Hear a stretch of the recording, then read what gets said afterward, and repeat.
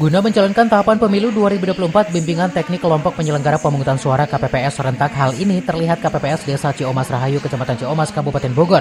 Petugas KPPS dengan serius mendengarkan dari PPK Kecamatan. Bimtek KPPS Desa Ciomas Rahayu yang diikuti 238 petugas yang terbagi 2 sesi ini dihadiri Kepala Desa Ciomas Rahayu, Seli Siliwati. Dalam sambutannya menghimbau agar petugas KPPS ini benar-benar memahami berbagai aturan pemilu agar pelaksanaan di setiap TPS berjalan kondusif dan aman. Bimtek ini bertujuan untuk memberikan arahan pemahaman dan keterampilan teknis terhadap KPPS guna memastikan kelancaran proses pemungutan suara dan penghitungan hasil pemilihan. PPK Ciomas sebagai pemberi materi dalam Bimtek KPPS menyampaikan bantuan teknis penggunaan alat kelengkapan TPS, tata cara pemungutan suara, surat suara sah dan tidak sah, tupoksi KPPS 1 hingga 7, pengawasan keamanan TPS, serta tata cara penggunaan sistem informasi rekapitulasi suara atau Sirekap. Kita PPK PPS sedang mengadakan bimbingan teknis KPPS, kelompok panitia pemungutan suara yang tersebar di desa masing-masing.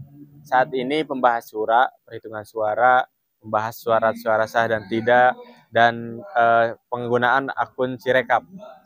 Betul Pak, ada perbedaan. Kalau dulu itu tidak ada akun Sirekap, sistem informasi rekapitulasi. Saat ini nanti KPPS dipermudah untuk membagikan hasil salinan, Pak. Jadi tidak harus cari tukang fotokopian untuk membagikan kepada saksi ataupun pengawas TPS.